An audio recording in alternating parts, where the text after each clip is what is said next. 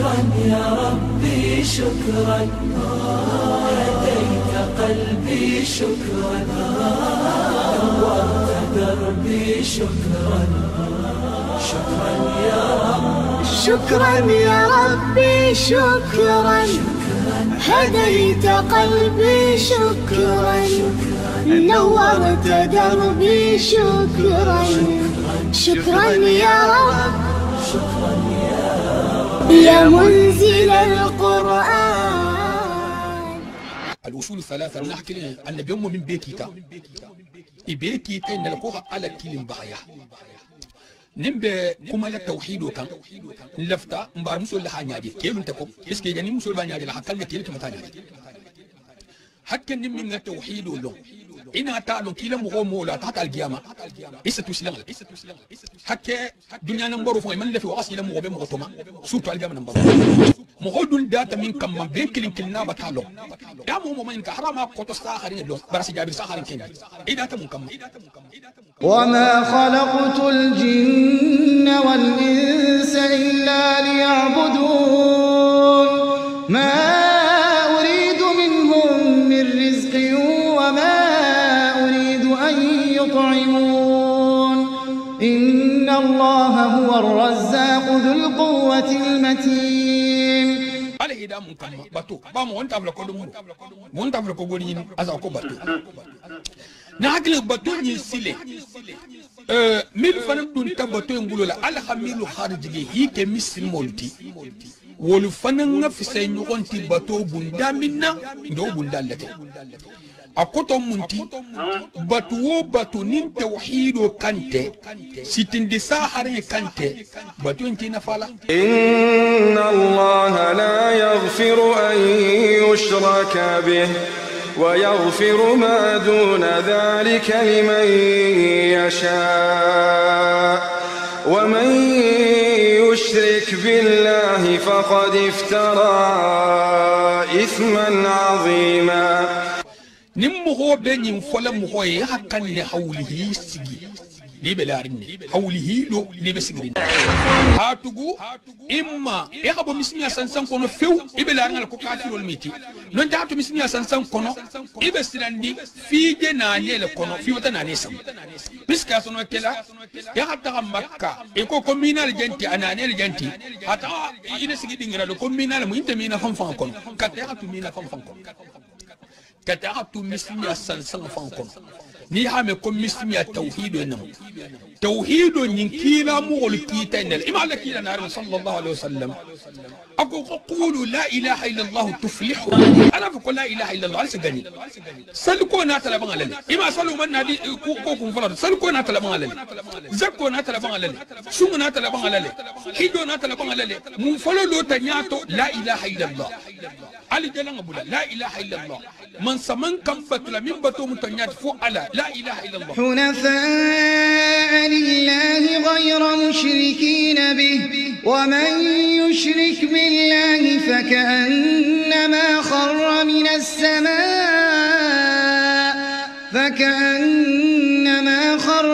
السماء فتخطفه الطير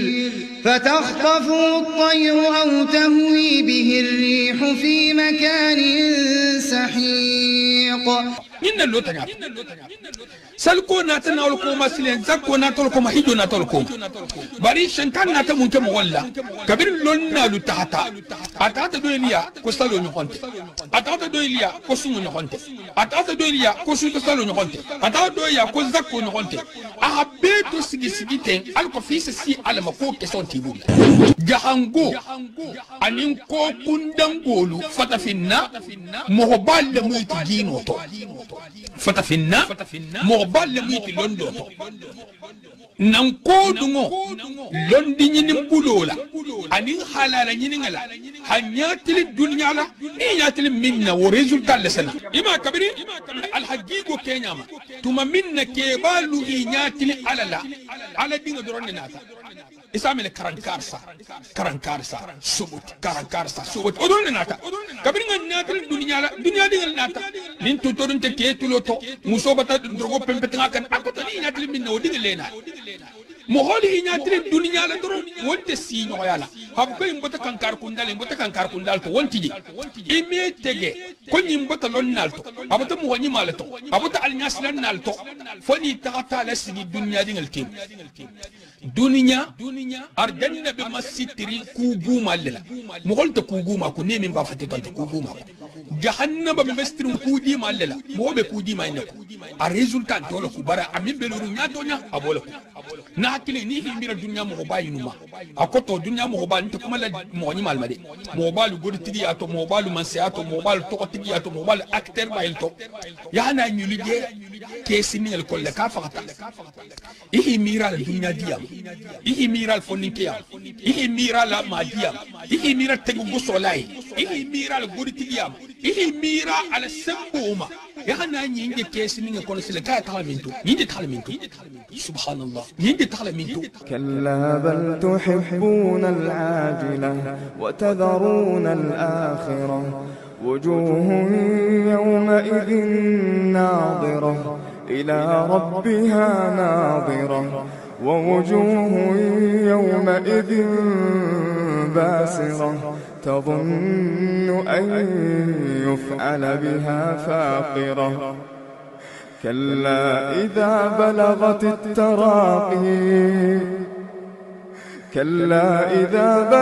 التراقي وقيل من راق كلا إذا بلغت التراقي وقيل من راق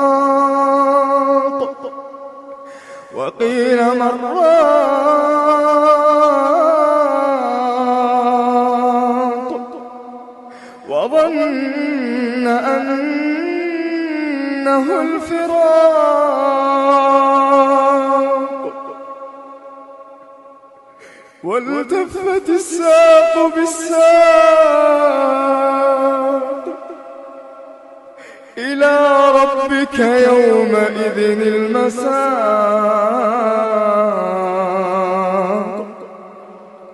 فلا صدق ولا صلى ولكن كذب وتولى ثم ذهب إلى أهله يتمطى أولى لك فأولى ثم أولى لك فأولى أيحسب الإنسان أن يترك سدى ألم يكن نطفة من مني يمنى ثم كان علقة فخلق فسوى فجعل منه الزوجين الذكر والأنثى أليس ذلك بقادر على أن يحيي الموتى نيجي تعالى قبول لكم نيجي تعالى جم لكم مر ربك كتابه إننا تلكم نيجي تعالى ميجي نيجي تعالى قبول لك أي فلان جميل لكم ما دينك نيجي تعالى قبول لكم أي فلان جميل لكم ما هذا الرجل الذي بعث فيكم نيجي تعالى قبول لكم أي نيجي تعالى لحجيبه مما قبره منكم جوا حجيبه لكرنته برمغين فرن نفسه مهمنتي من نين كراماسيتي أتاك قبره كرنين كافر وتراك كلمتي كافر فرن نفسه مقتل باي كافر ومن سلالو يا حسيلو يتجلا إيه باي كنت بوا إيه حسيلو بنت عبد الوهاب كو عبد الوهاب ملنا دولتي مسلم لنا لتو برانا كمنتي بوكولي أكو كالو بولا ألاكو ألو بولا كيلاكو صلى الله عليه وسلم بين رفل لنكم بمسك عبد الوهاب بتناتي عبد الوهاب رحمه الله أقوات الدولية يحالك كتابه تحالون في بام أقو مليان حتى كتابه يندي يقولوا قال هم ده كتابه انتو كتابه يمان فوق كتابه كنون مهم ملو هاي النسخة لا كلنت دافلن تديندرا كلنت موكلنت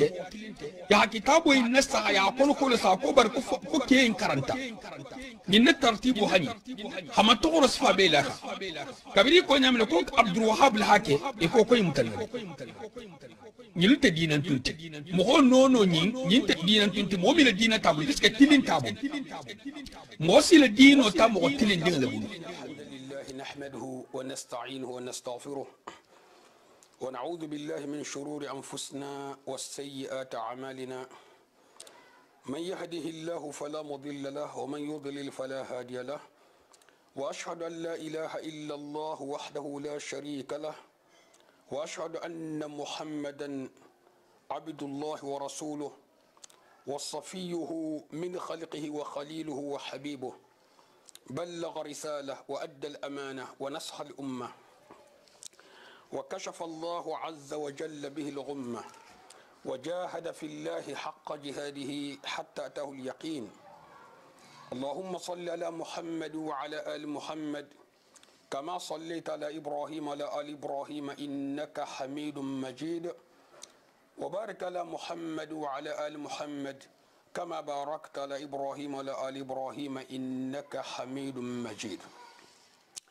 دلت خير طالب سيلا خير طالب نبتول متلالم جنة الفردوس لما نكسر جهنم ما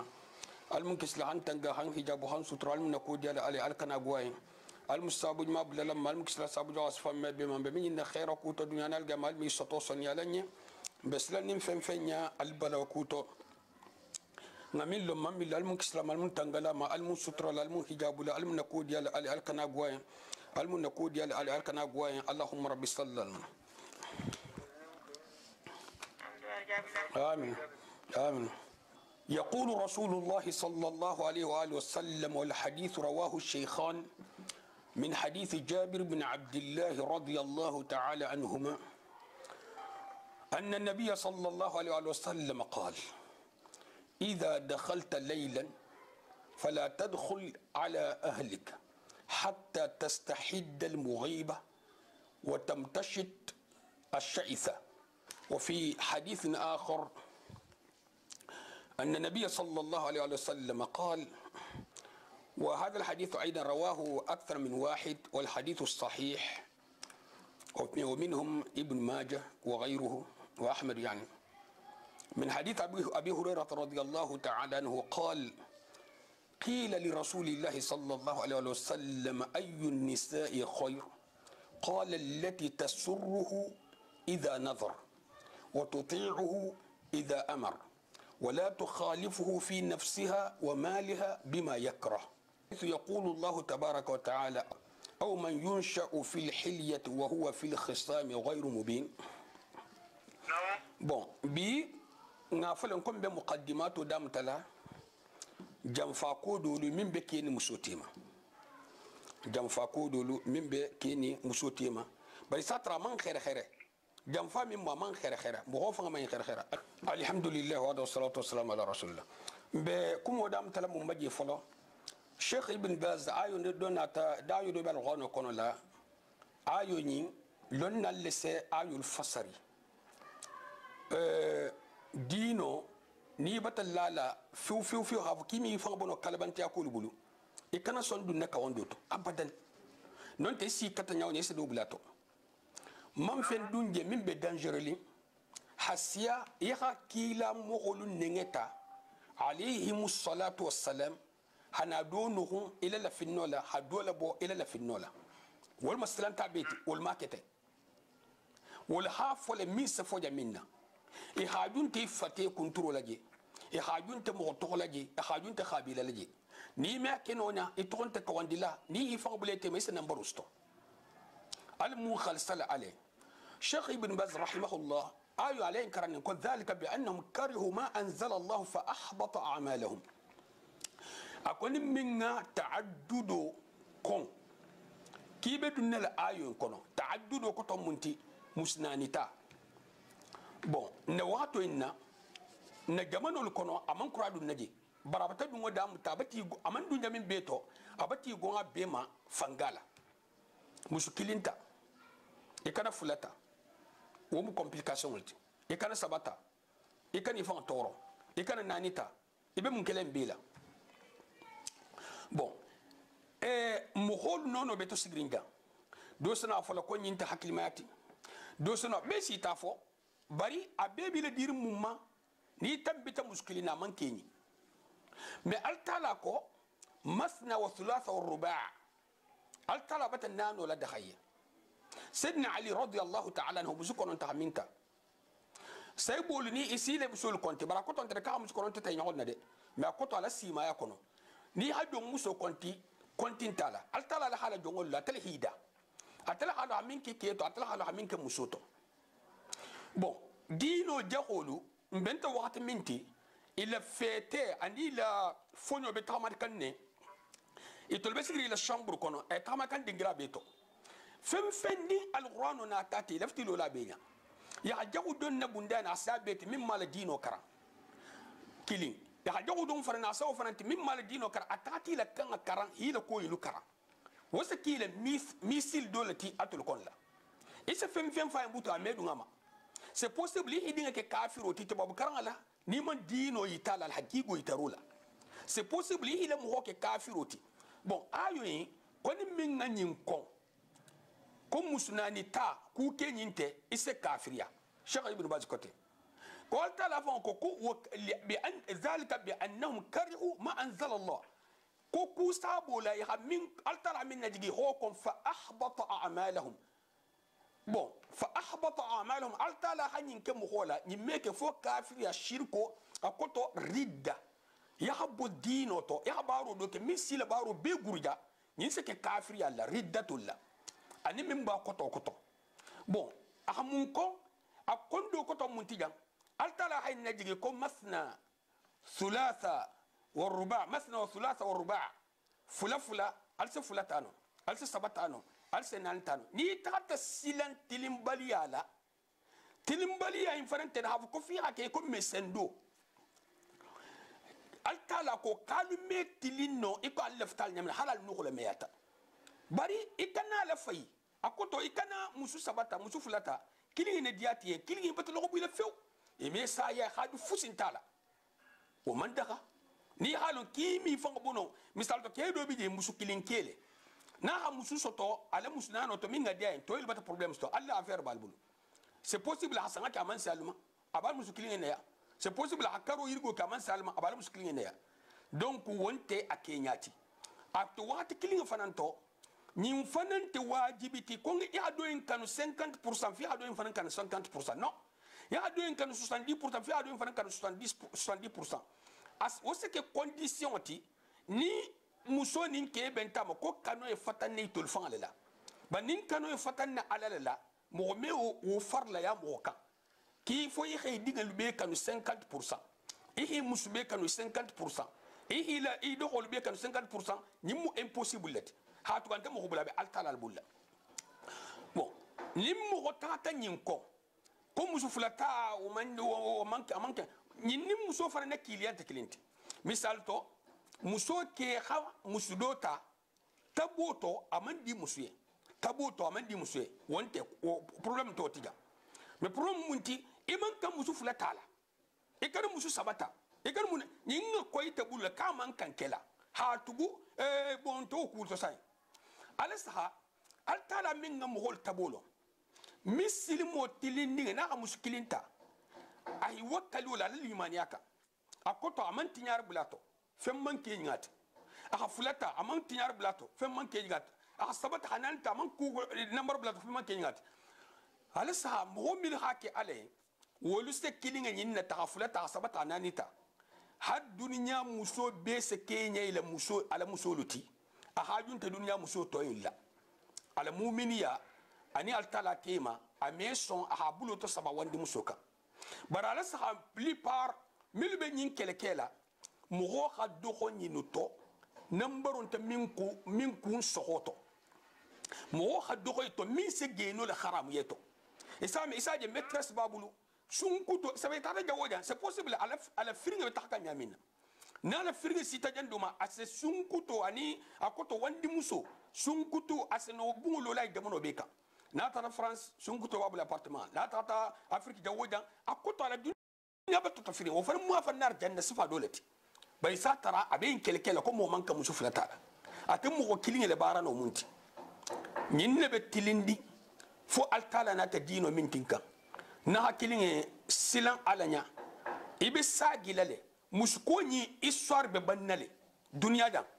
ke ko ni histoire be bannale kiliya histoire be bannale ni mu ko temporel lati altal hayitarul kenna ni lafta da khamola al hagigo nama arjanna ni me silang masibo nya idon jongbule fangala jahannama binya ni lafta da khamola muso mi lija wonta da khamuti isem muso je surta rabul la jamano ka ni ha muso santa ni sagode na tambe to sa ko ina arjanna tabe kili me ma arjanna taje bar akoto ya hakilo la don sa kenya no inti banna hakili ni sambi nan tambi tan kan sai hana ta ina saha asken katante kumbunya batato si koto ya batato si tilo batato si nyaga batata bato dunya funo batata bato asken katante aw dunya le genti nan wakati nin tambiti kunna ya hake mo hukutati mun ne mi arjanna ni mun ne bi se ban na fenna hay hatta qabla al taala nambaroto altala hammin ke kundi mo holma ki hi ke kam mun ne be ifan to la ta ifan buloto na hakilinge jang mo hakane hajan nasaha adun na wato into plupart eso sama ngalaje kum foloto intran same sun kutu muto dinninga tema kunta to faida subhanallah wallahi ku tartatul kubatole hafako ko ben se min je dinninga la wato to karsal sun kutul munti na sa riswa habilo sa riswa ko ta sena officiellement surtout ni mi boto yo fala bo hato to karsal sun kutul yenti ils sont officialisés ignoranka afin que nigel du ignoron bla fongole bala jamo hol digina nambarol la bon dole si do nyinya londin tibulu har londi ke mirang tibulu et c'est le compte tanati wal sekele doldi ni masallale ni musun kutolu fayda kuma 30 ma alna nara la hana bi sediya alu hana bi lastaha subhanallah ganin ku kurun kela be fero sotola ku kurun nugunyama waqti tambita sogo sa me ko do beta konota bar kabirin pilanga bota geni kema kono ko fanan tunenta awa janna far mudda bar kutati shental kutun kutal mo fanata akoto ni haku jago kalen kene mata tuma do sabato bar shental jere mun ke mo holla butu ku jago de ke kam butu mo honta bolato fani fakata akoto nyinna jago jarabo o se do ku yimale jarabo o se do le sagile jarabo o se do le ke kundile bar tenten asake ala hala minka fani fa ko butu kontem kukurun kelalti akoto kunte bolato janna hajjahu tubo hadho bunda naja al mutubi senu dilamma na hakili nimbota bunda wala insalon jang nimmuso ke hamusu kilinta hamusu fulata horole hamusu sabata horole hamusu nanta horole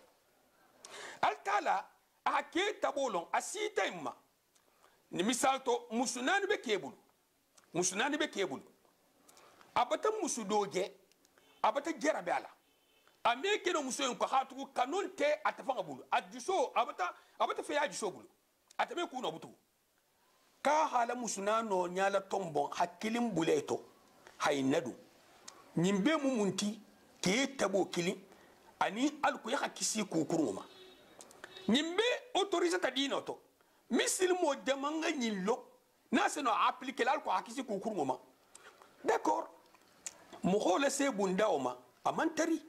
mohole se bunda oma amantari mais ajena fo yenne hava kise no akela ni mingen ke tebe kele nyadi wolungo ijunubo hata e hajunubi tadam talumina hay wolung mai sabe kuima hakisi ma kuma isima ku chewlew e ko meneno junubi nen masima na hakili ali ila dino le yi fo kangalo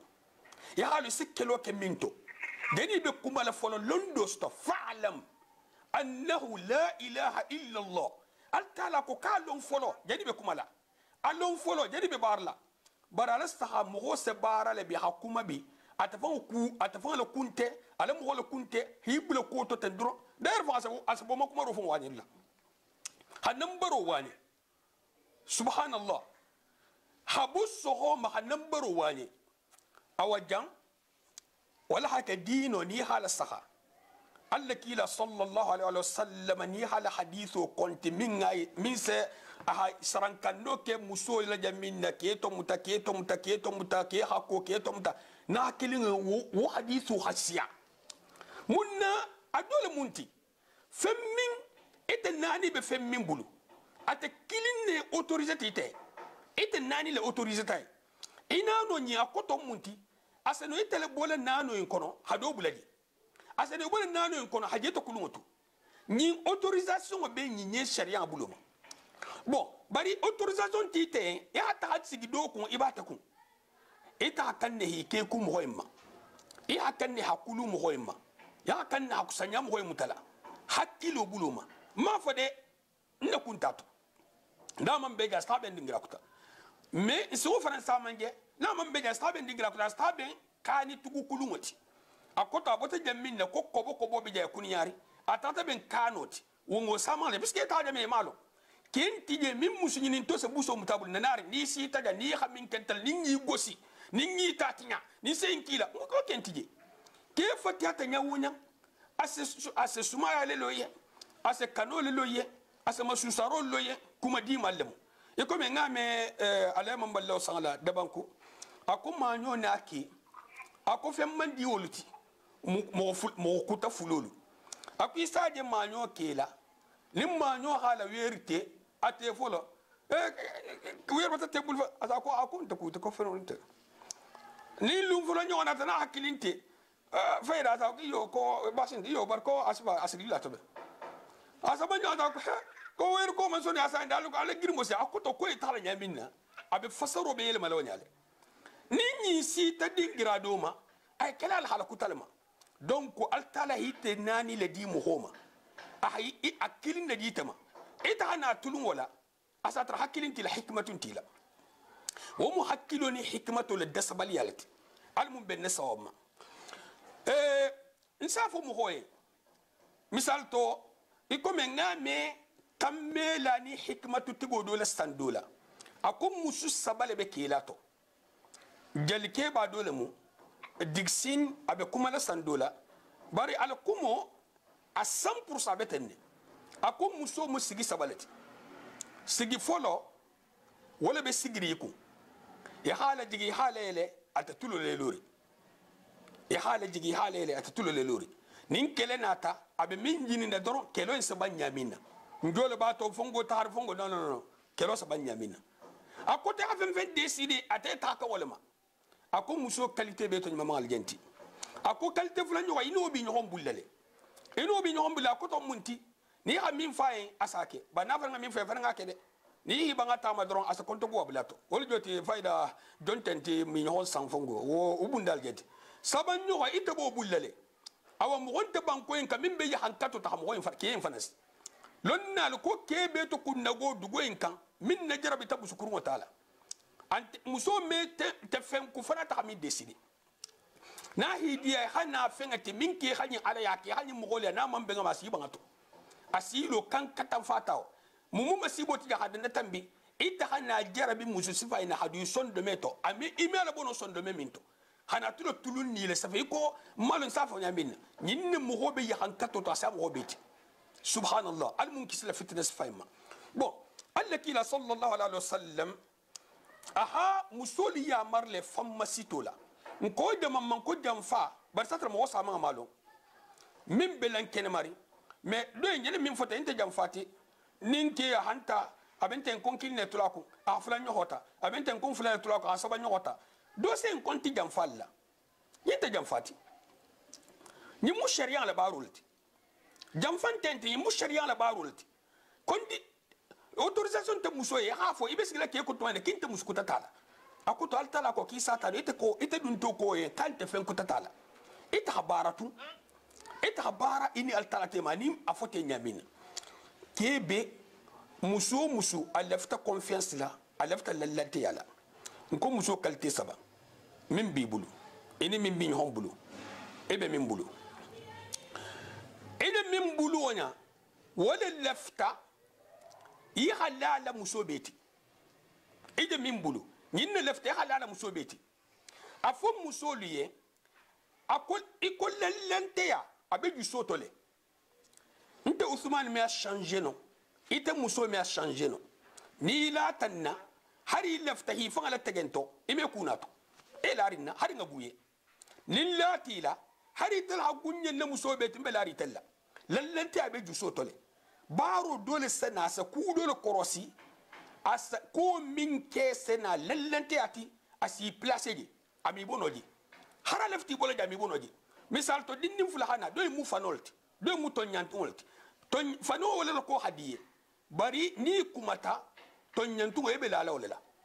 lallante ay min changer no ni muju sol kolati afo muso beye ila ya maro la bato à 100% ila lallante abenya à 100% ila ya maro la bato 50% abonyal 10% abonyal kelu bije har France kono ni ko muso ye nte fan ha mo mililo ni ko muso ye ni muso kay ko betal mag sankar sala ke sa fa ko mbo to mag sankar sa eta la jele e kan tambi jele de ni be tambi la jele ke ta dingra kota e ha autorisation ni mbulu muso ye ni si tajan na kurata la hajo illa non ta na ta hajo min ka musto mag sanina asa ke kili ni hajo bulata ko na fa ta mag sankutala al ko hata mag san wala muso le bije ni téléphone numéro nata a me téléphone ni décrocher na man numéro ilo muso le bije e me ta de woda ni ke sel fara jamina ko le bije ko to ni asia mo yato muso le bije c'est respecté ya la muso si famille c'est respecté ani muso min ne bunda la kar wéré ni mu kilinti hasha wa kalla wolte mo haja d'accord momi forcé ki kana do enke momi forcé ki ado enke mais min ngati wasiyeti haraman ke forcé ti do vraiment forcé but min ngati wasiyeti akoto be ni place le koto confiance be do inneto musola ke so samanga asana kele sikketo har kunta nyabuluma asano kela puisque mo min ngi so ko into est-ce que si so do ku tafarto min to faranti e akudo confiance mo hola aketa me akewona akete ya hakorosi isa 30 ona ya hafan kiyo isa 30 ona ya lese la ina hari koma insana sikko ta hari na koma fonne mislimi ato dalilan tiye ya kan min boy mu hokan nin khatara hakudo kili mu hokan nin dalilan tala na mislimi ato man ka hakudo kili mu hokan nin dalilan tala bar hakilo se kiliro kele ko nyinu hakilo se kiliro kamale akoto mu hoko yanki kanenke awon takela atigona ta korosi kedo sangala ako ala musoye ki kan isgbanto ta tula sunje di la dinninga sunje ni mu secret musoye sunje mu hijab fangalt yeman kan bolo banto to wala haje ani sifal den tahari subhanallah ay ya gol ya bila ta ko be sifake gosro siata lenkese ke bota maneno bolo négociation bulol e nyon négociation kuma nyon muso ha afahamu négociation buloma ke fa nga faham iben toto ke ko kombota wurala hatara mo wambe tarala mo do kontonna kontata tara sigirin kontor dula sigirin banto to para sunje be batri nga dinga dat akoto luberam akoto sabe ala sahade e jeni nyon négocier kenala e nyon nyala abi ye kabe dir banne ko bar ko muso ha malu sotono e alo ke na muso te malu sibande bar malu dole ketano tellement que tege so yasifa dol moti etani mo ha kumo to fo asumaringela nyon fahamola sabato la to nyabuloma ikwawa mbata bengoto muso nyi manyin keno est-ce que c'est la nyi na dingira kuta na kilin confiance senyini barolto e me na mo kan tendro ko lenna no da kilo boy mo kan kamal lenna mo do se belali tal nyadi e lenna ta kun tilaw lenna ta ko le bije wol se mo hola tibab kafiro misal to nin kon ko tibabu mo man kan afalo ko tibabu ne kafiro fal non tibabu ko to te kafiro tre bon mo boji mo ni ko tibabu lo ke kafiro nyene non o man saha hatugu tibabu lu fatagel ma ko to mismol bito bar kafiro lu tanya le bila daji goni ila daji goni ma nin na daji goni ma sama e bori nyomale itoliya daji goni ma dol bije non ten na kun tato itoliya ko dol bije itoliya haramul multi ite battaha woluta hoki la comportement misal to hana ta dinan tumul kan ki bol kala ki kala mo be son yimatino ko civilisation na hakili kala mo be son kurolti ila dinoto bunda e mo akane ila dinolo ya ka ya halo ibe dunne munto nyinte ke yenti nyinte muso yenti nyimmi fangalati aljama lu sinin nga ku kilin nga hakilo mira ku kilin ma salda kantiko ma je folode ma fodan tiji bar maje folo salda tan tisba ma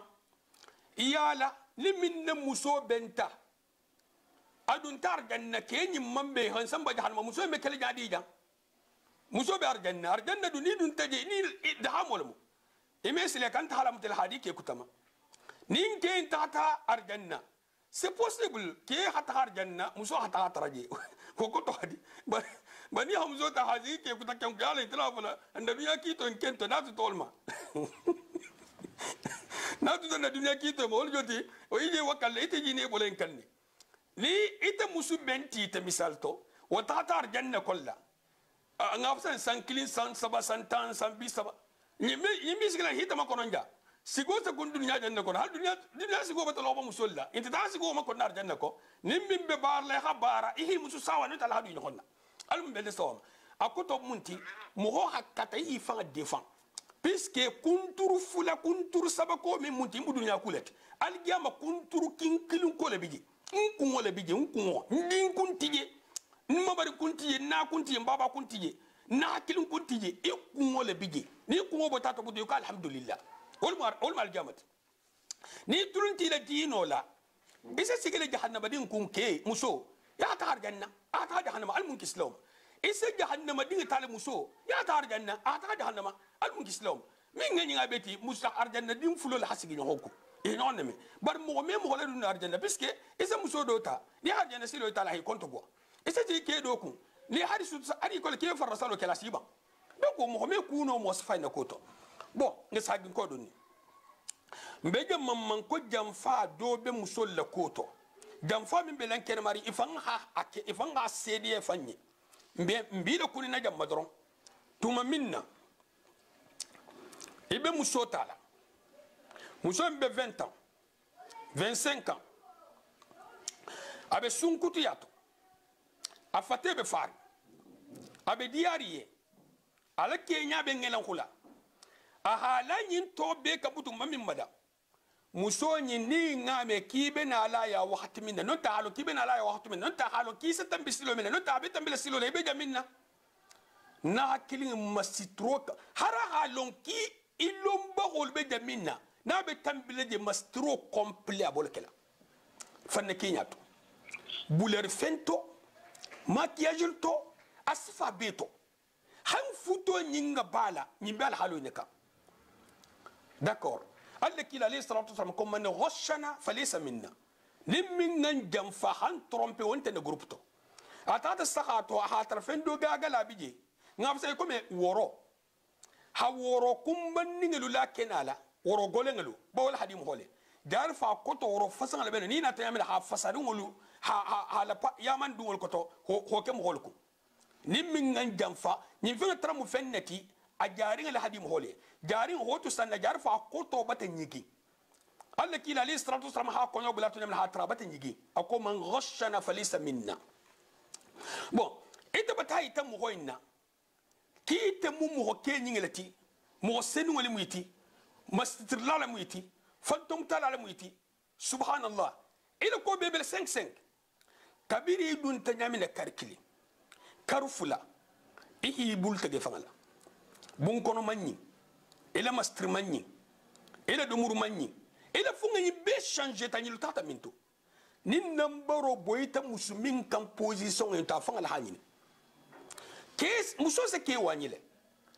lonna lu kolo ko muso hakanne na ke be présenteri hakanne hatu masitrine 24 heures sur 24 heures lonna lu côté muso la ala kamadul muzina toti ولا قلت لك هو من ينشأ في الحلية وهو في الخصام غير مبين يمو مسول كابولت مبين سمجم مستروتو أكوتو زينتوتو ونمو مكلينتي ممن كيونيا سبحان الله مسول التابول مو مستروت مسول مي كمال فناهي مستي إما سنو لتونتا كيما فم الناس مغول كينياتين نال على دهتا مسوي أفهم كلمة بيل تونتا كيما منا ni autoriser ta muso ne ki hala barale ama autoriser enten ya idea hata na idea kanata d'accord nin kente présenter problème te nin kente présenter problème te ba nin ke non te ke la ta problème te ba nin ke kembe présenter wajibo le muso ma yi hayinke asano barako boli la kilato asano iguana keye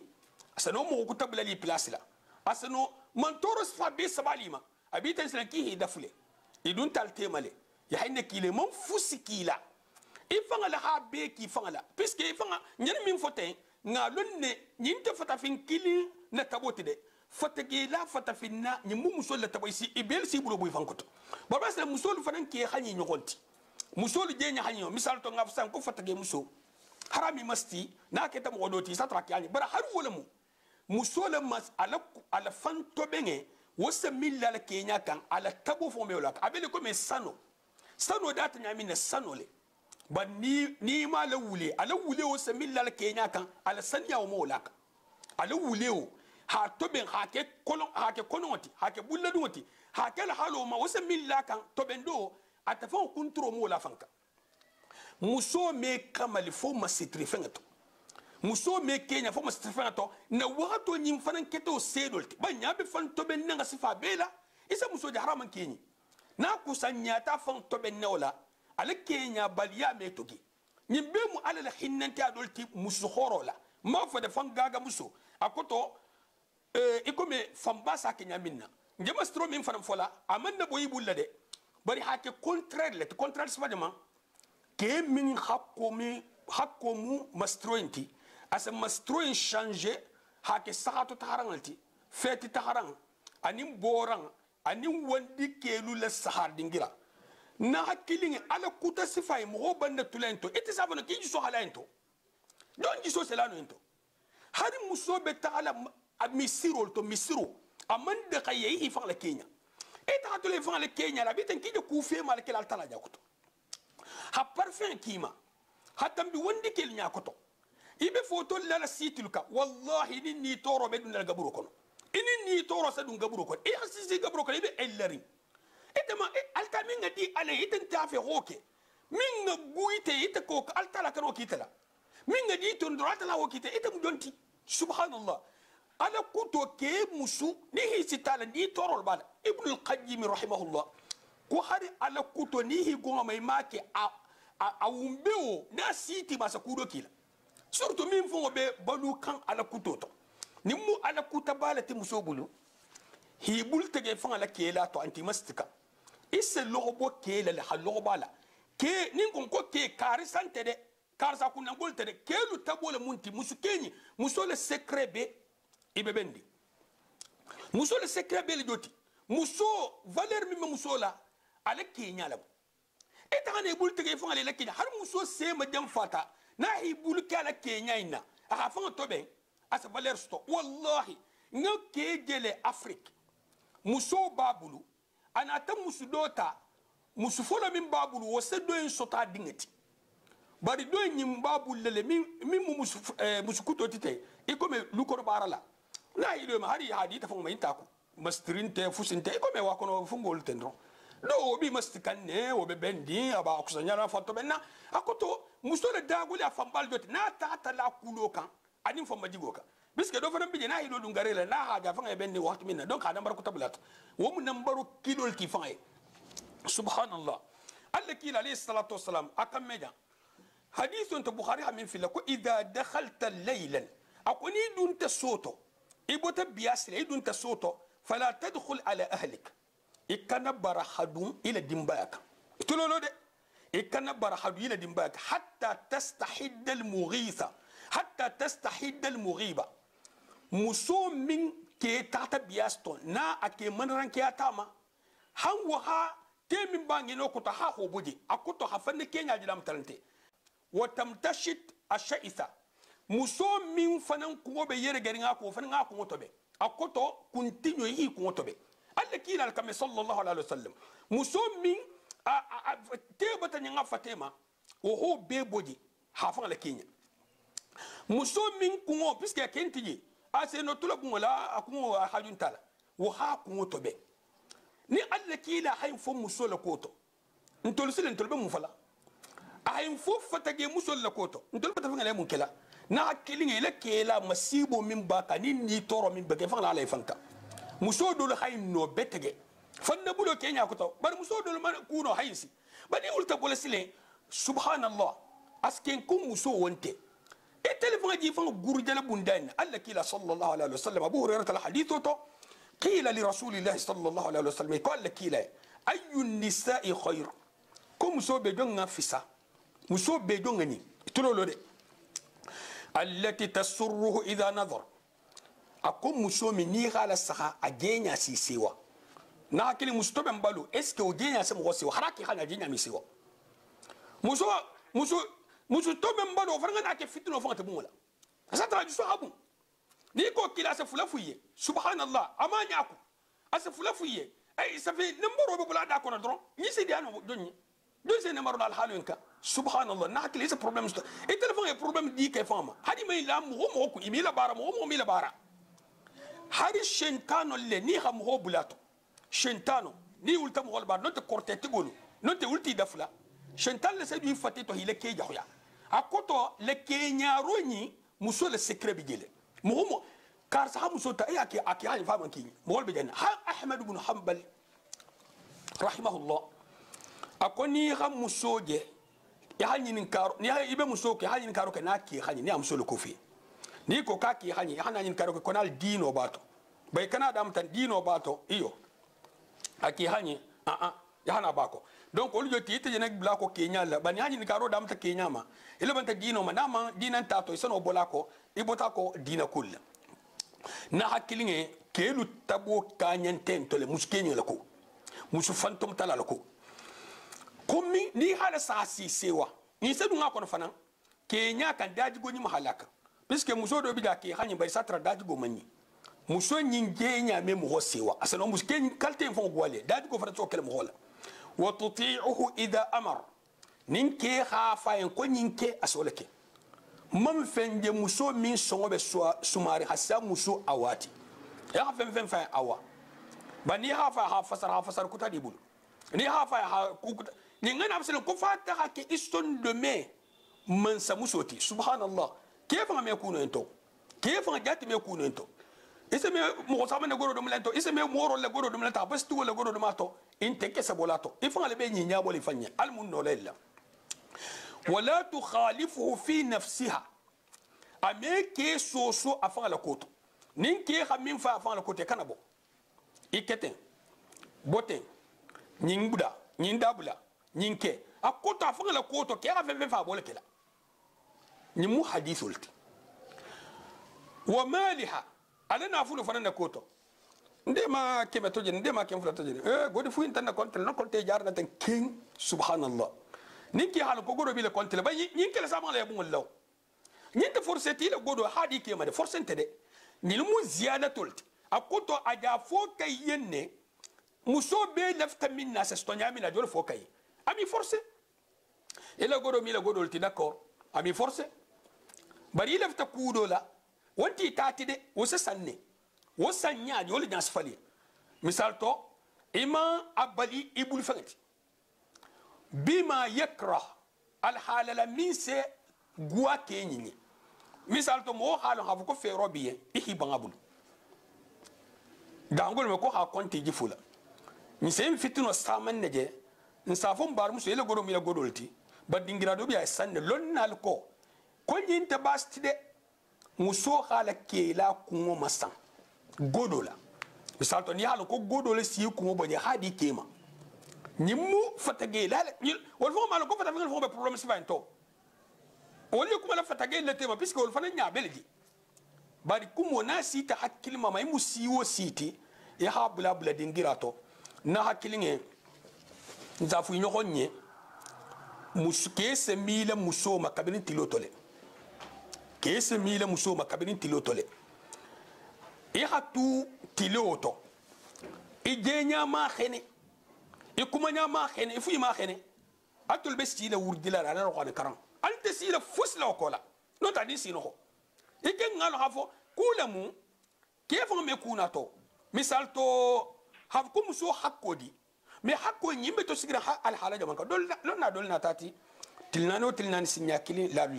don na tat lo ko sinyakili don na tat karo sinyakili don na tat karno sinyakili be tati tama don na tat koni mo no la me ana to wakati minna me ngafsai no la me ana to wakati minna nugla me aseno na la nyadi muso famma sitbalo fanto bembalo bele ikome konkoto ni dum fen ni ha mo hoje dum fen guma dum la ya halu ko konko batotos ni ha ke in farji suti ala muso inna ya halu ha ko afaida hata do batabula barante na la dienye ni fongola wontije don na tenti mo ho min fanga hanyin sena fanga ye mo ho me mo ho je tendoro munga ke muso fanga jang ko tolene muso bi mbar muso bi hajang mbar muso dol bi jewul mu kaman balte de wol sen kele mba mele ta karam Allah sandola hafizahullah ako muso kamar ba ako ni o iman kan wo mutalle ko me muso kamari tanya da ko to muso min te kamar bati muso fantom tala misal to dépense muso le dépense bi ko na trambe ko mala wol kan wolu muso le dépense bi kunna ya kan min di do ma kan wol di do ma banata sino ako muso kamar ba d'accord hadun ko sa misal to sharia buluma ya kan min di do ma kan wol di do ma bari kesi katanya wonya musu do misal to ni ha fen kenye lo sanga iba tarla buntun kotole ni hasan do imba atoben imba bla la fang bale wol mu kilinati na kilon ta kilinti subhanallah muso inin kese no santan kelete ha ko mamuta inin kese santan ke bungolete a hajun tila la dulala isi dala kasi ida to je saban ida do me jabi a haka mimuta ha tugu e haka ngamin ke hi bangolama kente milari mala wala hake a hajun tila ta milari man ta nugla mi yarima akoton te ko muso hakodi ni alhon tila akoton te ko muso hakodi ni te nugla mi yarima non fente habko ikome dom fen dom roke non ese alogo le si muta ese nama logo yin silen kule senati kuma di ma bije fanto be kan kuma di ma bije ke lefta munna ni suma di alamu ke lefta munna ni bunto be ngalamu ke lefta munna nkana discuter kene ke lefta munna nkana nke bayita ay bebule singa koto subhanallah hade concentré sur le king ke lefta habalute na kile torlale mo hakan ya ofu bar musuyi ya kan ofu harina le ni haje kila to ha koto bulena ya ka hafu di musuyi ya ka hafu ilumba ho beye na manyi la application la askan ki khabara le ma bara afan la barul ba fanka abulu fulo la barul ba fanka na shan fatimin na ko fokunu anata ala kumoto nkon sala kumodo le marhambi akum muso dole na kaya akum muso kayen ko aterin na ke hadi barkabin ki ha musudota musudo in ta faida temo muso ke hajun tar sai ka ko muso en konta mu keleti ako chura sandula wolu ani muso la nyer nan fitna do fa no wolu ki wol sandula la ko kiyo akum bote be taro le sanna onye min foli enta kibe ne kala ko kibe tale le sanna i le bun kono sumodia i tobe i bun kono i fitna masiti e fitna masiti hayfate ko to haje ni tambe te kela ka bi le sahala le kum fana mu kelte kum sala sahala ka bi le sahala ka sa fange ka nyantele bara nya bi la ki hi masiti i tobe i sumol dia ki hatam be nya ko tal ko Allah tambe Allah ta manya subhana ha be ki al ha be do ki nya ko subhanallah ako inya be min na la ko be diari ngai ko secret ko tante de ka ha nole kumo ko to kamma akoto ha ke nole ke lefta minna anata misalo do koryalu hikmatu bata subhanallah ako muso dolu bele ko nalbe futola kaske kala ke ha manyolo kom zo ko ngamadolo ka ko muso dolu futu to bele ko manyo ko bar ko dolu bele ko fure donc o min be de ko manyo ko nyimme ke men tuje bari ita min fure ma ilarin ke ko to wato be na kilin fadin konko trembala boyre na yasima subhanallah e a hikmatu samandi muso emma min sano muskuta aman complexe black a bela katen were seulement min lata akan ala sire wala ta musu presque musu jula kulun ina to photo la dafe ha ke ba fanan photo la dafe o man wonta normality ha tugo nimo kuma sifa fari manna muso fa muso hakan minke bun ko ita ta o photo mala ba ta mo tata ho wala o dafe wol min hontano bon barajir conseil mil dama tem fan to benga to suma dia to ita ko ke bantoto wo mu haramol ti bantoto ada ta bun kono ada ta jamine yi banga kel na fate nyamne ki haki yi banga keleje afute nyamne ko haram ita ta keno ila ta jusulala mastro fate nyamne yi banga mano afute nyamne ki kanake ita ta keno idu lefta juslala akuti lefta ala gona ko bekela lefta ala idana ko beke na hakilin al mun kisla hantanga han sutra ngamin me al makala munafan fenti al ben sawma wal mu konto dia kanati mbar musuli al ngadunna kitabu to kal aada wassalamu alaikum wa rahmatullahi wa barakatuh amin amin amin الحمد لله وحده والصلاة والسلام على رسول الله كون الناتا هنسيتا إن في خلق السماوات كريم بسم الله الرحمن الرحيم مبون دالك فإذا قيل لك ما الأصول الثلاثة كنا فتنكم مو أصول الثلاثة مبون دالك نتسي وقال سبحانه وتعالى إن في خلق السماوات والأرض واختلاف الليل والنهار والفلك التي تجري في البحر بما ينفع الناس وما أنزل الله من السماء من ماء فأحيا به الأرض بعد موتها وبث فيها من كل دابة وتصريف الرياح والسحاب المسخر بين السماء والأرض لآيات لقوم يعقلون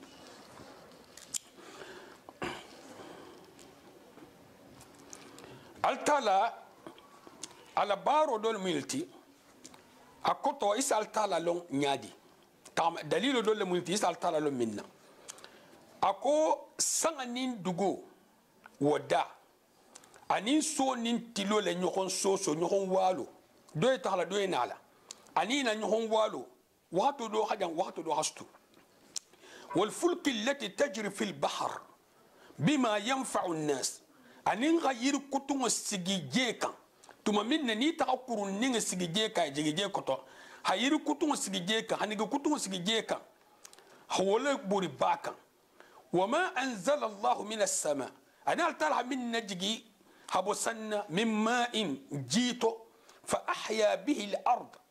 ahad dugo ngarinti ajeminna akoto dugo trambata jahala sinan jeminna ba'da mautiha ajakola وبث أكتو دقو بعدما أحياها نفعت الناس كبرها دقولا كنديا دقو بتنيا سنو كاتو أسمغول نفع بري جنا على موت وقتوتو وتموتو مومي ميرا سينما ولا هكي سنكيلا لما يكفني جيجيتا وبث فيها من كل دابة أنا تجين سندروكي دافن نونو مبيلا والتصريف الرياح أنيم فنيون لا ما يلمنديرلو tolu sa fonyo je doron fonyo ni min sen tolu fe ntolo hol long fonyo ti min sen nafa nyani fonyo ba min nawnya munafa bo fanana le hikmatul mu altala la holo was sahabil musakhkhar anin san tabullo min be katamari akoto min be khayari bayna as-sama'i wal ard sani dugo tema la ayatin nilumu kawo kuballati liqaumin bar mughaliyan ya'qilun hakilo mi milla ni hakil ma hayla saha asalonne havkal tala mayinda tentu nyim fana mu kudolti wa min asbab ma'rifati al-abd rabb ako sabo do mun fananti don ha mari golon an-nazar fi ayati ash-shar' fi ayatihi ash-shar'iyya ya tala la ayo shari'a mala saha do mo la ayo lati al kawko lati darima do ya shari'a ma wa hiya al-wahy الذي جاءت به الرسل عليهم الصلاة والسلام ولم وحيوتي كيلا مغلنا تمنتي كسوني نيمو بما فينظر في هذه الآيات وما فيها من المصالح العظيمة التي لا تقوم حياة الخلق في الدنيا ولا في الآخرة إلا بها أكتو أها للسحاروك آيو نيلوتو أنم من بآيو نيلوكونو أكتو تبندرتو خير كولتو من نبو منفن كولتو ملحبو التي لا تقوم حياة الخلق دا فين الله حياته مي متلينو أكوتو أمي كاتينو في الدنيا دنيا يكونوا لا في الآخرة ننت الآخرة إلا بها فني بلتا آيو ينكو الغانو نتا من جالاكي الكنينكي فإذا نظر فيها وتأملها ناهي لسها قرصي وما اشتملت عليه من العلم والحكمة أني وهكا فروكي لندني حكمة منا ووجد انتظامها أنا تنين سولين على الصحة وموافقتها لمصالح العباد أني أببندي جوال لخير كل من يامنا عرف بذلك الرب أسامرغو لونينتو حالون التالها مويا مرفن فنا أبي مخيرولت أمو فتندي فن ما هري ما مسيبولو أبي مسيبولت ني غانين توغي آيو بولوما إسالون قال تالا منسوت كما قال الله تعالى أفلا يتدبرون القرآن أفعل ما القرآن تحسن دبا ولو كان من عند غير الله ني القرآن انترين كما يدول بافل نعمل كوي مبوتا دافن عليها ني انترين ناتنو حفتن على تنولا لوجدوا فيه اختلافا كثيرا اترنس بون يخون كوتو سامن ترغانو كنو برغانو هاكون إما ترجع التالا كوتين أنا ترى التالا مينفو ينوم بتبام وانتي جفوني تما فهم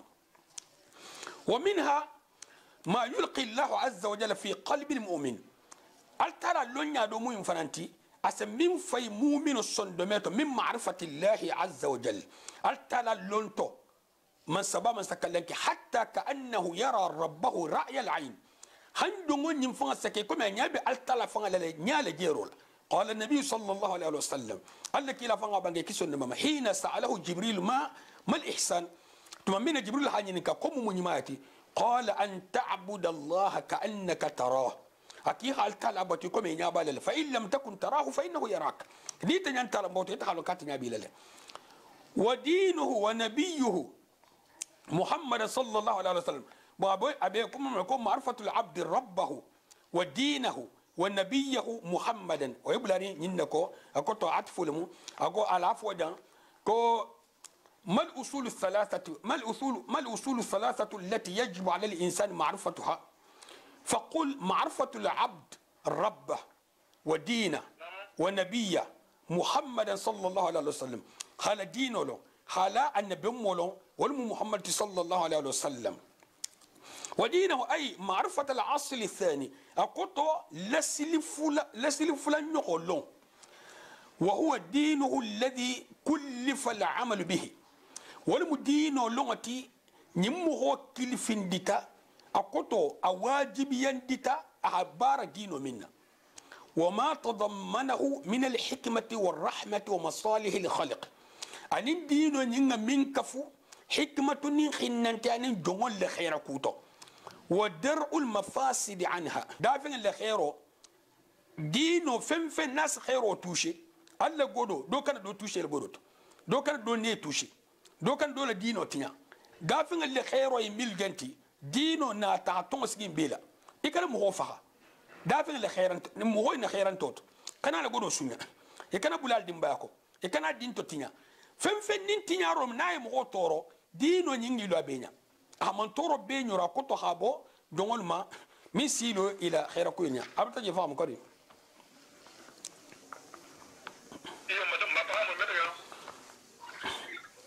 ولا ينبغي أن نقيس الإسلام بما عليه المسلمون اليوم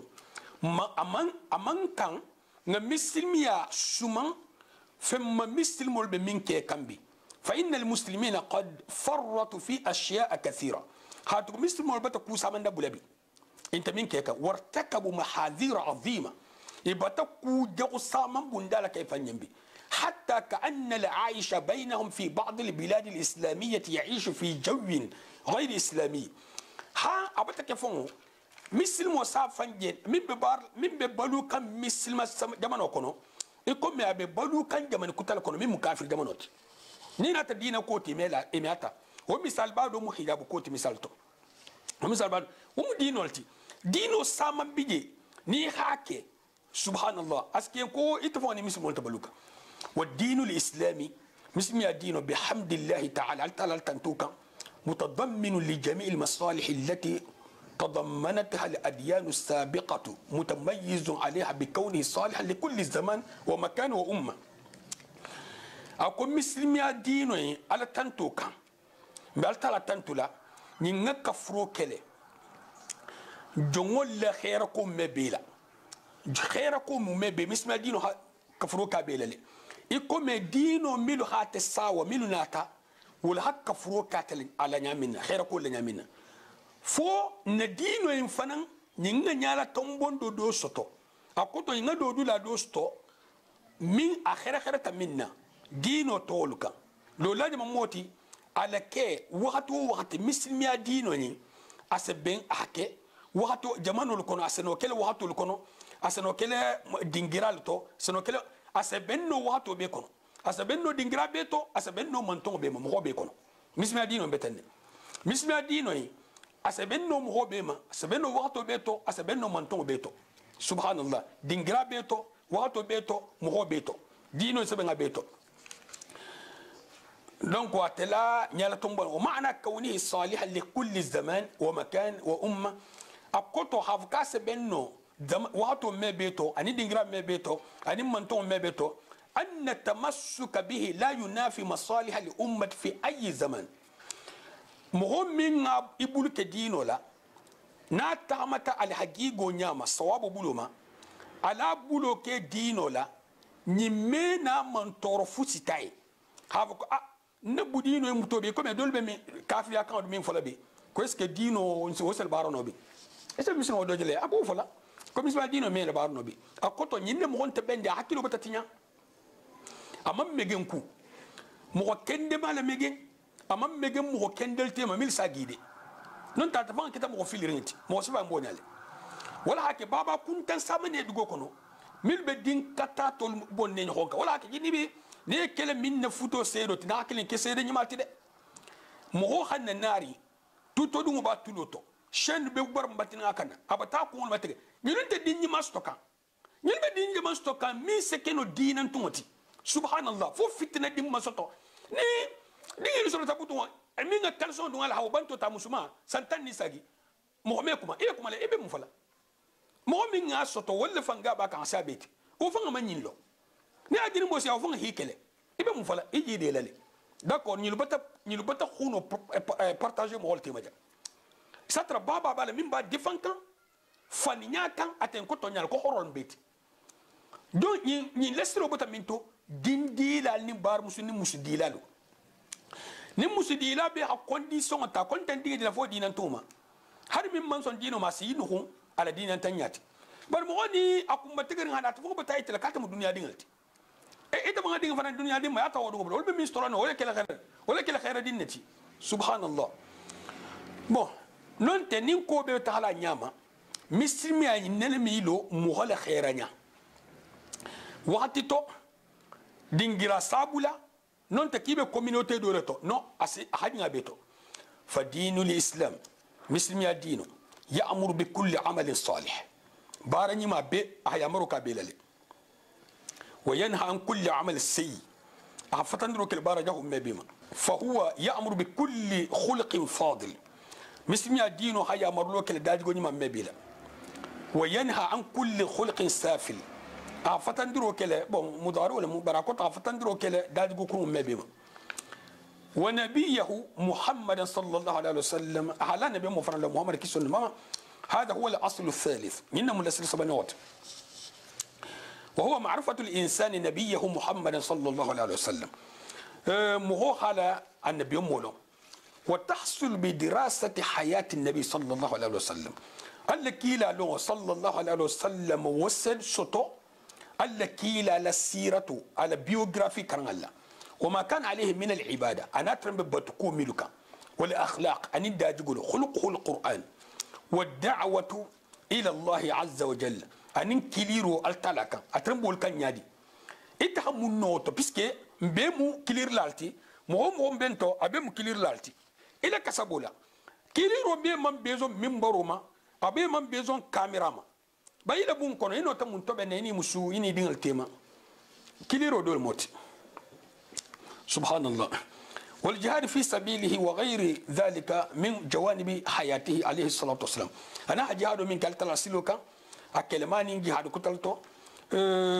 من على حياته في صلى الله عليه وسلم ولهذا ينبغي لكل إنسان من حول ما يتم هو به يريد أن يزداد معرفة بنبيه وإيمانا به أن يطالع من سيرته ما تيسر في حربه وسلمه وشدته ورخائه ولا كأن أولاد مربيين أعفن زيد كيلا على النبي مولون صلى الله عليه وسلم أنا أعفن زيد الإيمان على كيلا لا وسكن يادي أن يطالع من سيرته هل كيلا البيوغرافي أتلو دو كرنا ما تيسر من أنوتا منا من سنته في حربه على كيلو بيوغرافي لتو وسلمه أن كيلنت وقت منا والشدة أنا الغلا وقتلو ورخائه أنا السنيا وقتلو أي بلوتل تنادي tuma mina ekelo la sabalu nyadi tuma mina ntekela la sabalu nyadi tuma mina goleana taka aha hokenyadi tuma mina sonia baka hokenyadi wa jami' ahwalihi ana la ahhalu mabi nas'alu Allah azza wa jalla an yaj'alana min almuttabi'in li rasulih sallallahu alaihi wasallam bartala tara la fasen kiblan kolati kila ko kisun nambama batinan wa zahiran nkonoto anin nabangito وأن يتوفانا على ذلك إنه وليه والقادر عليه أبن نيت على لمنا هل نيت ببلرن كيلا كو كومبلي فيت ناصرين بولا الملا بكون ما دلن بيما صلى الله عليه وسلم فإذا قيل لك نافتي من ربك جمي مارغوتي اتلو ده نافتي كو جمي مارغوتي فقل أفو ربي الله يكون مارغو ماللت الذي ما علمي رباني أتل خن مجي ورب جميع العالمين بنعمه أتل هدافع فنم بيتو بوتو على نيمولا أنت يكون مجيء لمجيء فابلو ننت نابلو ما أتلا لمجيء دو هسياوت لمجيء دو يمومنتي ثم منا دينغ با نابلو ni sunjilo ko hamta sadiam na ha ko ganta o kasa bato na konko hamta asa konko bala na si tamitola na ko kabi bla kolon kono na tal ka tal taka na masibo fenga do tala na sikata hadinga bo nyilto na sikata hadinga bo nyilto na je min kele jante nyimula me gando lati balle me gando afson yare afe malamunti la me gandi fe malamunti la me gando fam fam mu jamanti na nyimman min lo ala sawla ke dinga nyi لكن ديارتو على خير ومنتو ناجب من بيلا أتلج نالتراج ناجيدرين بيلا حالا ينفنن كان أسكودو لك نافع ميلكنو والفهم لما يجندو فنفنت مبوتو ولا حكي استاج مهود دينغ كوي باتو دينغ راسامنتو يتفهم سجيا تيجي مونغين كوي باينتو أسكيد إنكو شانس درون مش شانس إنت ده تبغى كان موت كو يا برينغ شانس ستون نو أنت نمسك مكانتي يسافر قال الحمد لله يسافر قال الحمد لله تعالى حق أرساكم وباتو مودول بين بقول لنا مو من كتر قال الحمد لله قال الحمد لله على كل حال وفنا بيجيكو قال الحمد لله تموت من نكو ده يسوع قال الحمد لله أنا كوي إنغا شانس ستو إنغا يسوع ما أنت بابكان لمولتي كتونتي لا وهو معبودي ليس لي معبود سواه التلا المنبت فنتي بتفنتني نامن كعلنتي قال العلامة ابن باز هابنجي فإذا سألك السائل أكون مهو إيمانينك كيبا شيخ عبد الوهاب تاني نتنبه ولا شيخ ابن باز من بانيا بولا ولجنة ولفنجنا تادمتا كوني ينكر الله إيمانينك فقال من ربك أكو ينقول يوم يمارغوت فقل أفاتيكو ينقول ربي الله الذي رباني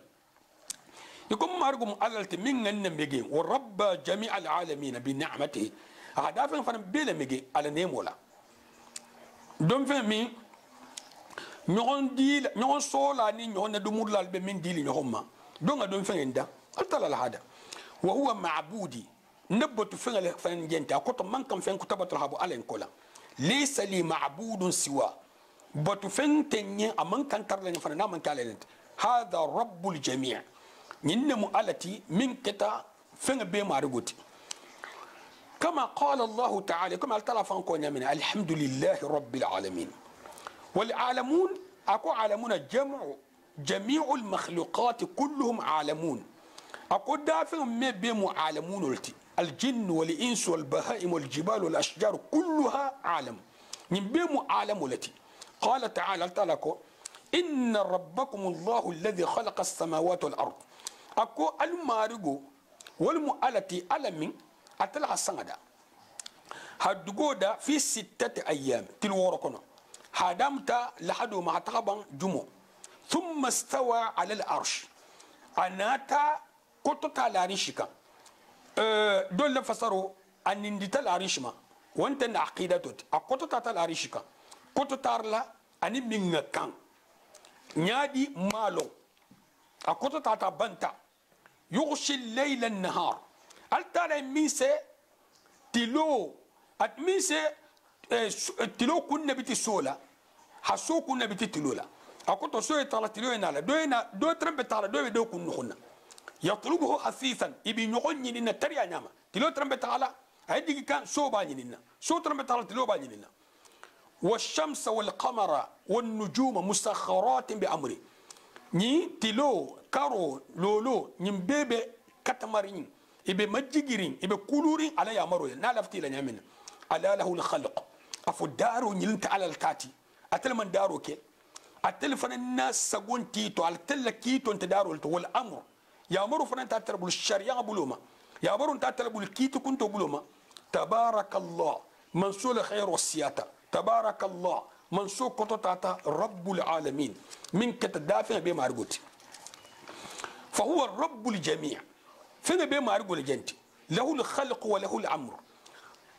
دا فين بي مارغو مالتالنتي التلفنا دارو بي ماتالتي التلفنا يامر بي ماتالتاتي وهو المستحق بان يعبد منصوب من بتاتل نمبتو حكان سبحان الله ولهذا قال سبحانه ولا قال تعالى السنيا باي يا ايها الناس اعبدوا ربكم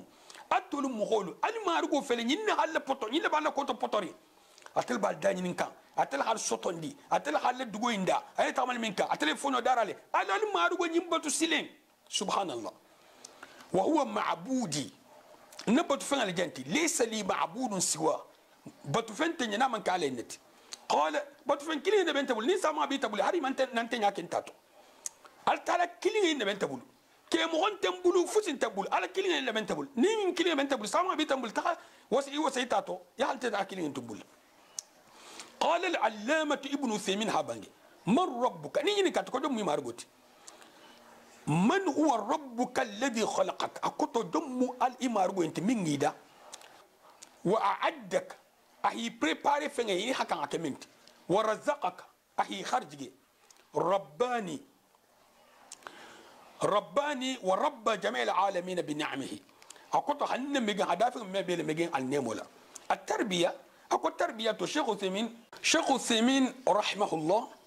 أقول التربية هي عبارة عن الرعاية التي يكون بها تقويم المربى ننمو أكو مكولتي أقول هي ها فين لكانتو المو فين نهانيرول المو أقول من نهانيرول تنهانير مين فين من نهاني لا ولا كل سبنو الحلمينكا أقول إيه كاتو فينتو كاتون ديومين فين ينسى كوسا بنو مينتو ولا متربية توتي الدين ما بيجي الدنيا ما بيجي ولا هكى دمبا تقول تقولاتا لما جندير لالا هاتقو ديني تاتا مينتو إبى مدنا مونتو إبى مونكلا هي حكيلو تو يننا كويلتو التالا ولا به حول ما يرمونا نحسا دمبا تقول تي ويشعر كلام المؤلف ويشعر كلام المؤلف مكيبا من كتابك الشيخ عبد الوهاب رحمه الله على كم وصل سبندروك أن الرب مأخوذ من التربية هذكر رب جا أبتاري تربية لأنه قال الذي رباني هاتوكا كم من النمجي من انتبطو ورب جميع العالمين هاتوكو أهدافنا فنبيل بنعمه على نيمولا فكل العالمين قد رباهم الله بنعمه دافعهم ما بي ألتله بيل على نيمولا وأعدهم لما خلقوا له أهي بريباري فين فنني إداتا مني المرء ميسر لما خلق له وأمدهم برزقه أهي زيادة لا خرج قال الله تبارك وتعالى في محاورة موسى وفرعون هل تلاقوا موسى فرعون بكم ولا أبو حكايته نتلقون قال فمن ربكما يا موسى ako jom ma tol fulo fon margo ti ta Musa nabi Musa فرعون الجامع ين كارتا كجوم مال فلو مارغوتي إتا موسى قال ربنا الذي أعطى كل شيء خلقه أكنت لما أرجو أتلقى فين بيدا ثم هذا أنا تفين فن بيتم بين إلى خيره إكسينيا إسينيا كنت إسكسينيا من نسول تحري دانتا فين حكيلين تمنا بيخا بالونيا لو أنا تبيتم بين إبا بالونيا من فكل أحد من العالمين قد رباه الله عز وجل بنعمه دافن ممبي إكتفلتي كتسولتي كتولتي كتمغتي هل ترى حين بيل مجنة حين بي بلو داما على نيمولا ونعم الله عز وجل على عباده كثيرة لا يمكن حصرها هل ترى النيم على جونك حسيا ما بيقول إن كتنا قال الله تبارك وتعالى هل ترى لكم منسوب من خير حسيا كنت تعرف وإن تعدوا نعمة الله لا تحصوها هل ترى النيمو هل سيا كنت لا عتلنا كنت لا حسن كميكا كنت لا الميبغا كنت لا فالله هو الذي خلقك هل ترى لهيدا وأعدك أتليه بريباري ورزقك أتليه خرجك فهو وحده المستحق للعبادة هل ترى من بيك إنني بتوحى كلي ليس لي معبود سواه بتفنتن ينامك علينا وهو الذي أعبده وأتذلل له خضوعا ومحبة وتعظيما بل ترى إن بتلا من فان حيلات لني هم فان كلوي كانولا أن بنيان رولا أكتوها أكانولا أنا بنيان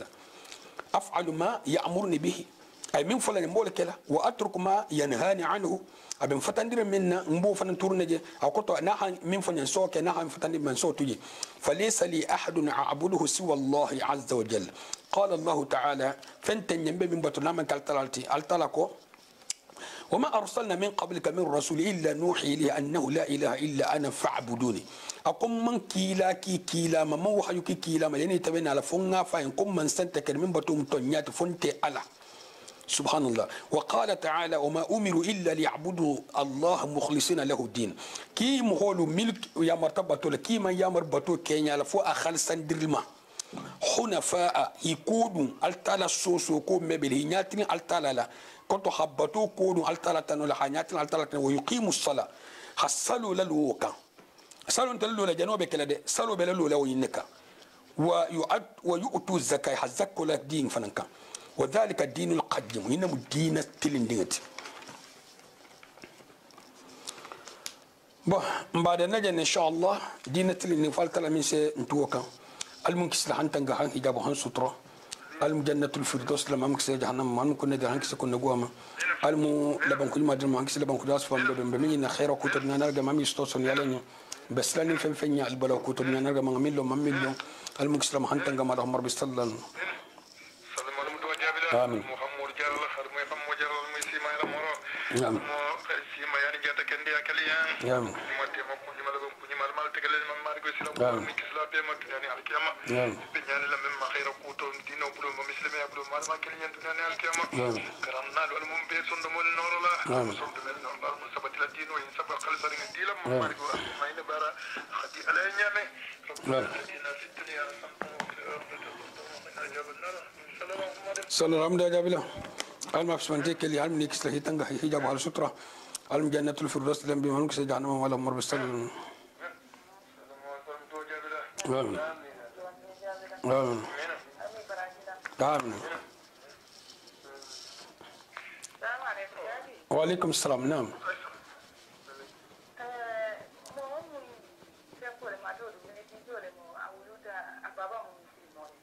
يا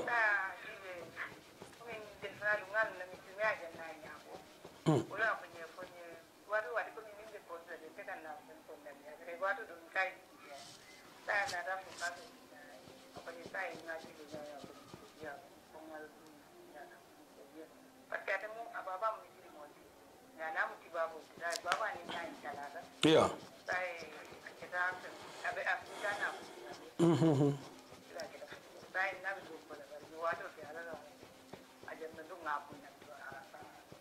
apa tadi misi apa saya? Apa tadi?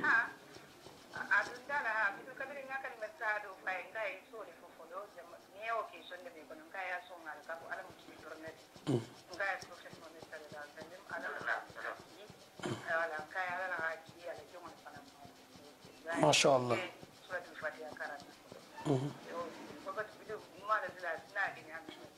ah ike yene wajibul fa en folo ala ko nata ta fa ko no ake mata fa muslimati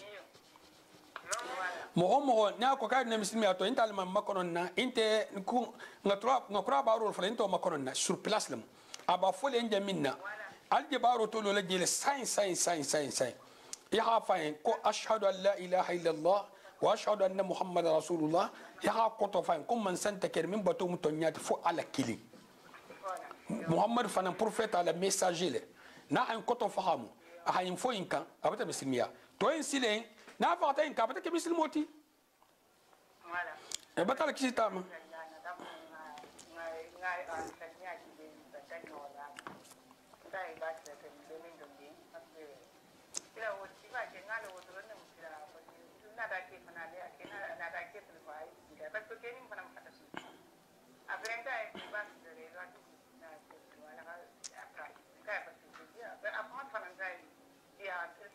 ke bala mu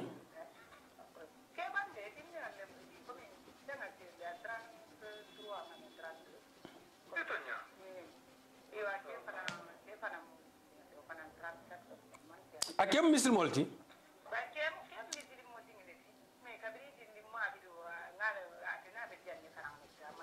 no ata fanga sigita ke min ko misil mol moti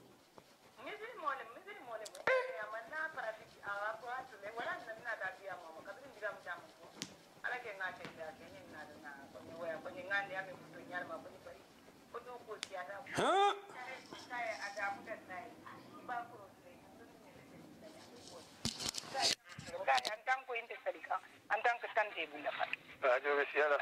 Dedo après ça na da fa ka c'est vrai ka ni dindi woro be ni bulu. Il a pas de problème ka non c'est pas ça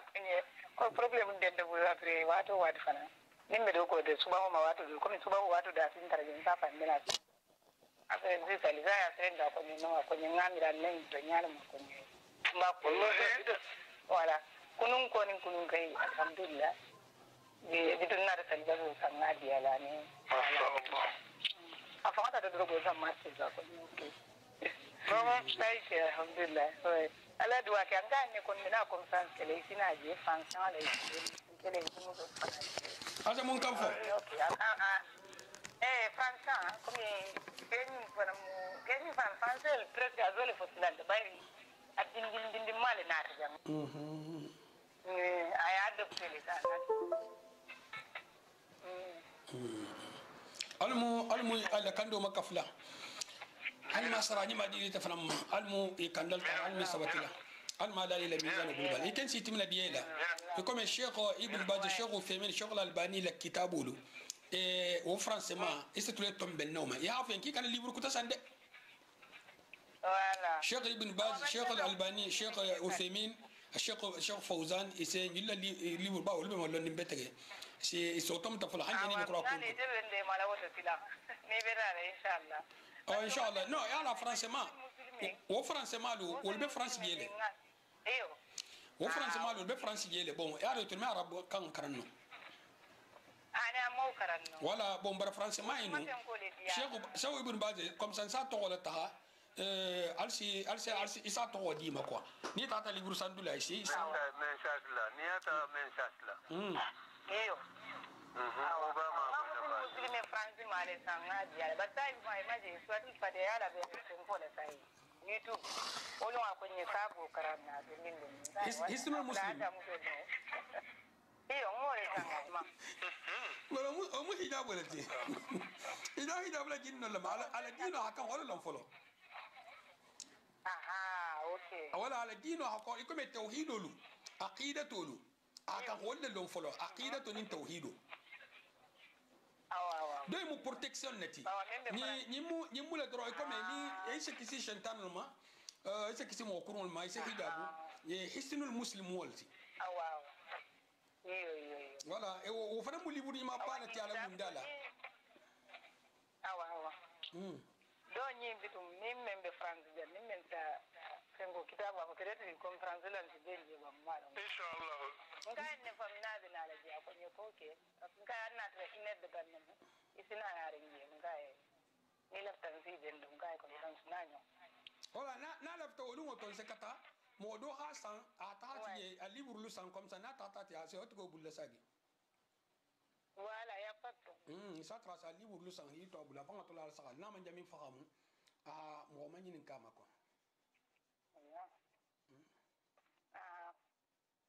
inshallah bismillah